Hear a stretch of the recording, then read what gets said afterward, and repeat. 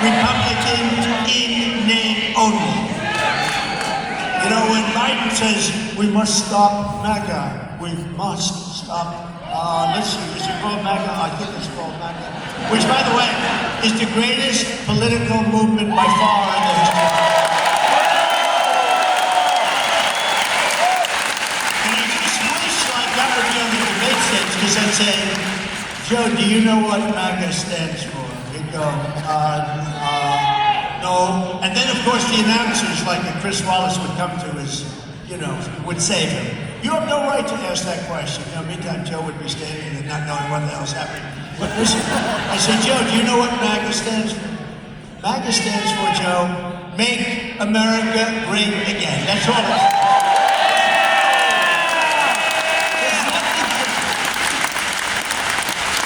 But you'll be able to vote for your all-time favorite president.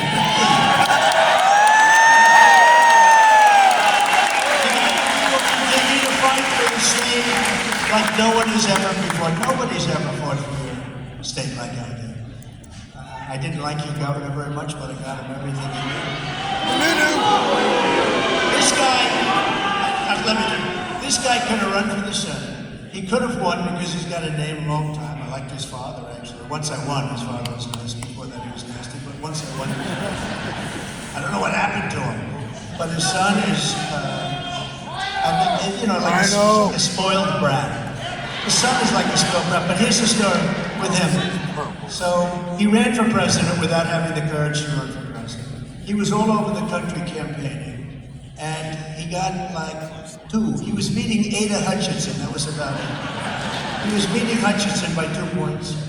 Even here in New Hampshire, I think I was beating by 60 or 70 points. Right? He was, and you know what? He's hurt himself so badly. So he's endorsed somebody that can't win, has no chance of winning, and he's out there working, but he's a selfish guy. He could have won the Senate at that time. Now he couldn't get elected dog catcher, but he could have won the Senate, and we would have had a majority. But he decided not to, so we put some other guy up there that nobody ever heard of. And he almost won. He lost, but he was close. But he could have, because of name recognition, he could have won. But he was a selfish guy. He said, I want to run for president. And he had no chance, no chance. He had less chance, well, right in the same category. So what he did is, his wish was whatever he could do to stop Trump, because he didn't like me and I didn't like him. But the thing is, I didn't like him. I always felt guilty. I gave New Hampshire everything they asked for and much more. And it's hard to do that when you can't stand the government, right? But a selfish guy. And when we had the race in New Hampshire, he didn't help us at all. I called him. I said, "We'd love to have your help." And he said, "Oh, I'll do that. I'll do that." And he didn't do a damn thing. He didn't lift a finger. We can ask Steve about that. We can ask Corey about that. He didn't lift a damn finger. So he's a selfish guy who can't get elected anything right now. And it's a shame. It's a shame. Because you know what? You are one of the great states, and we're the ones that kept you there. We are the ones that really, and it's important to me. It's like a tradition. And I think what the Democrats did is a terrible, terrible thing.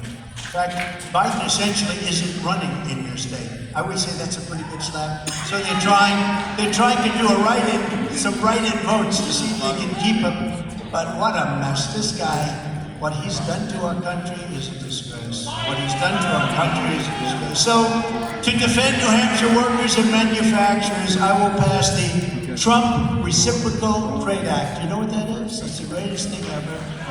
I love it.